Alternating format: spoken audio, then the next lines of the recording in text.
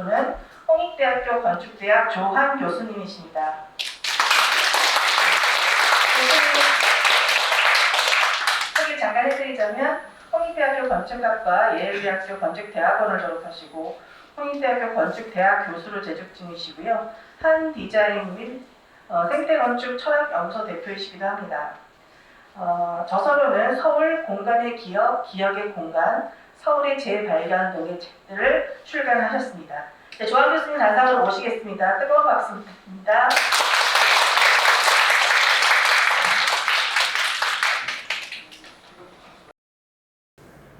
예, 반갑습니다. 좀 오래 기다리셨다고 들어서 처음에 저희 부탁을 받았을 때 그 건축 직업에 대해서 좀 소개를 해드리려고 하는데 제 생각에는 여러분도 이미 잘 알고 있을 거라고 생각을 해서 그것보다는 여러분이 나중에라도 건물을 지었을 때 그게 도대체 어떻게 하면 끌리는 건물이 만들어질 수 있는데 얘기를 하는 게 더 의미가 있을 것 같아서 이렇게 좀 제목을 정했고요. 그래서 건축은 어떻게 감동적인가라고 간단하게 제목을 적었습니다. 여러분들 솔직하게 조금 얘기를 해주셨으면 좋겠어요. 어떤 장면을 보고 어떻게 느껴지는지가 얘기를 좀 해주셔야 저도 궁금하기도 하고 여러분 어떻게 느끼는지. 네, 그래서 오늘은 어차피 마스크수 할 거라서 제가 평상시 어떻게 하고 다니는지 조금 보시면 좋을 것 같아서 저희 집에서 비대면 강의하는 모습이고요. 제 개인적인 경험, 불을 조금 끌 수가 있나요? 아니면 그냥 할까요? 약간 밝다는 느낌이 들긴 하는데. 로마에 있는 콜로세움이고요. 이런 건물이 주는 감동의 원인이 뭘 거라고 생각하세요? 이 콜로세움 같은 건물들이? 왜 이런 건물들, 딱 좋은 거 아니에요? 감사합니다. 어떤 특별히 감동을 주는 원인이 있을까요? 웅장하네요. 약간 손만 대시면 제가 눈을 맞추고 싶어서 어느 분이신가요? 미안합니다. 딴 데를 보고 있습니다. 맞아요. 웅장함이 있죠. 그러면 궁금한 거는 비슷한 규모에 있는 잠실 올림픽 경기장도 감동이 있을까요? 규모로 치면 더 크기는 한데요. 그죠? 시대적인 그런 상황이라던가 시간이 이전에 뭐 자연에서 네. 그러면 약간은 그 오래된 시간도 감동의 원인이 되는 거네요. 그죠? 새로 지은 건물이 아니고. 또 뭐 다른 의견이 있으실까요? 혹시 큰 거 말고 이게 감동적인 이유? 오래된 거 말고 또 있을까요?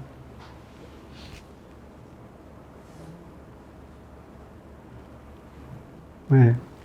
뭐 큰 건물이기도 하고 또 오래된 것도 맞죠.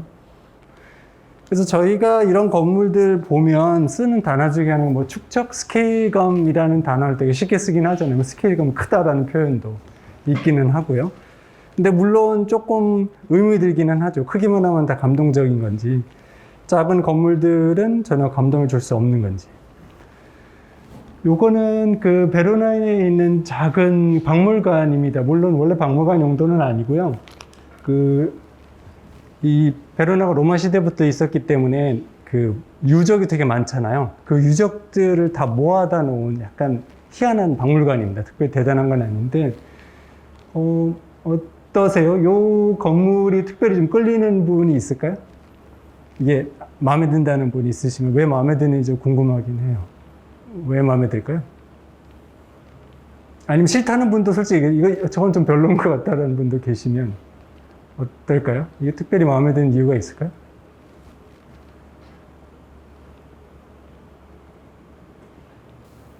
이것도 오래된 건물인 거는 맞죠? 그죠? 네.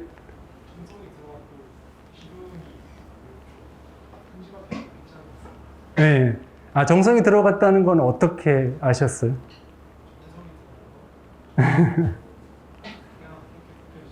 그냥 그렇게 느껴지니까 사람들이 많이 공을 들였을 것 같다라는 느낌. 네, 그쵸? 맞아요. 그런 부분도 있고. 기둥 얘기는 조금 더 설명해 주시겠어요? 기둥은? 그때 시대에서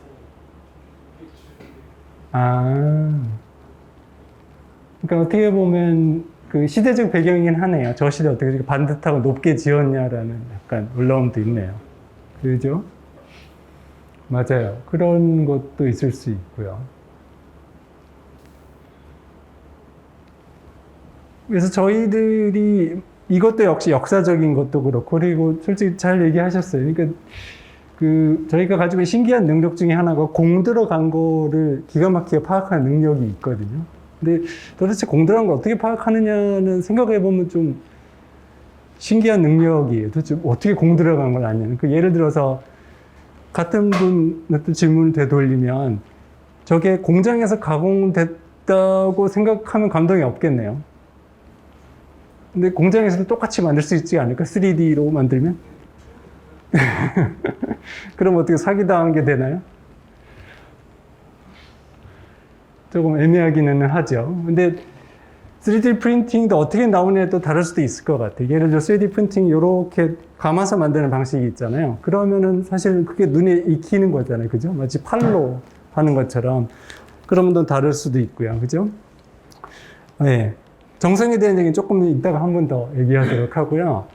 그래서 이 그리스 로마 같은 거 얘기할 때는 비례라고 얘기하시는 분들도 종종 있어요. 그죠? 신전에 뭐 황금 비례도 있고 그런 얘기를 하는데, 근데 이런 말을 듣고 나면 저도 수업 시간에 비례라는 말을 쓰기는 하지만 의문이 들 때가 있어요. 도대체 비례가 뭔데 감동의 원인이 되냐는 거죠. 그냥 건물이 있어서 그걸 수학적으로 분석하고 그냥 비례가 있다라고 얘기할 수도 있잖아요. 그죠? 그거를 내가 굳이 느꼈다고 할 만한 이유가 없죠. 그러니까 조금 뭔가 간극이 있는 것 같은 느낌이 들어요. 이거는 밀라노에 있는 그 대성당입니다. 밀라노 광장이 되게 유명하죠. 사진도 많이 보셨을 것 같은데, 혹시나 나중에 기회가 있으시면 그 광장에만 계시지 말고 그 지붕 위로 올라갈 수 있는 투어 코스가 또 있거든요. 그 지붕 위에 올라가서 제가 찍은 사진인데, 인상적이죠. 요거는 어떠세요? 요게 막 이렇게 끌어당길 매력이 혹시 있는 분이 있을까요? 어떤 게 있을까요? 되게 세밀한 것 같아요. 아, 세밀한 것. 근데 세밀한 거는 정성과 연계가 되는 건가요? 조금 다른 건가요? 정상이요? 예. 상관되죠. 아, 그래요? 그러면 근데 그 거리에서 세밀함이 보인다는 게 대단하긴 한데요. 그렇죠. 그러니까 뭐가 많이 들어가 있는 거네요. 그죠? 그냥 뭐 휑하게 둔 게 아니고, 그게 정성이라고 얘기하실 수도 있고, 그렇죠? 또 다른 분은 또, 예. 다양한 형체를 약간 도형이라는 말 같은 다양한 형체들을 조합해가지고 어떻게 보면 혼살 수도 있고 어떻게 보면 아름다울 수도 있는 그런 어떤 형체를 만들어낸다는 거에 대해서 그런 것도 있고. 그럼 지금 말씀하신 단어에서 조합이라는 게 중요한 단어인 거죠? 그러니까 그냥 뭐 많다고 하거나 빽빽하게 뭐 밀도가 높은 게 중요한 게 어떻게 조합되는 게 중요한 거네요. 그러면 눈에 보이는 것 이상으로 뭔가 질서가 보이는 건가요? 이 경우에도?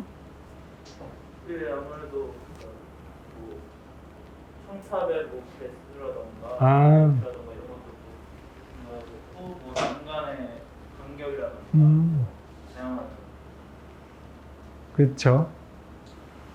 근데 뭐 제가 조금 그 말에 동감은 하지만 시비를 걸자면, 높이라는 단어도 쓰셨고 난간이 반복된다는 얘기도 하셨잖아요. 근데 그 단어 자체가 감동을 주는 단어들인가요? 높다라는 것? 내지는 반복적이라는 게? 단어 자체만으로는 이게 감동을 줄 수 없겠지만 그게 어떻게 쓰이냐에 따라서 달라요. 네. 그쵸. 어떻게 쓰이냐는 것. 또 다른 분은 혹시 또 다르게 느끼시는 분이 있을까요? 요 사진 보고 이래서 마음에 든다는 게 있으신?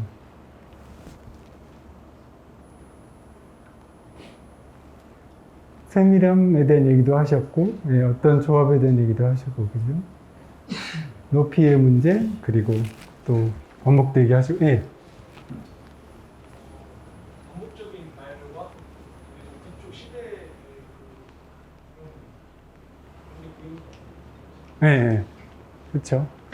근데 반복이라는 단어가 저희 쉽게 쓸 수는 있는데 궁금하기는 해요. 보통 반복적이라는 단어는 굉장히 부정적이잖아요. 그죠? 저희 인생 살아가면서 누가 이게 반복적이야 그러는 거. 그런데 그게 긍정적인 의미를 가지려면 어떻게 써야 되는 건가요? 저 앞쪽부터 뒤쪽까지 보면 이쪽에 네. 첨탑 얘기하시면. 네.